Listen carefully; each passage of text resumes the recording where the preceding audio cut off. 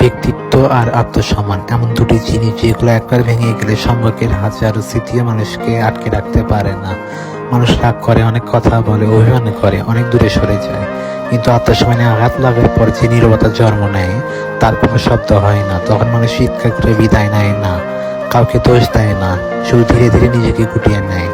যে জায়গাটা একসময় নিজের পৃথিবী মনে হতো, যে মানুষটার জন্য সবকিছু ছেড়ে দেওয়ার ইচ্ছা ছিল, সেই জায়গা সেই মানুষটাকে একদিন ছেড়ে চলে আসতে হয়। কারণ ভালোবাসা ছাড়া মানুষ বাঁচতে পারে, কিন্তু বারবার অপমান নিয়ে বাঁচতে পারে না।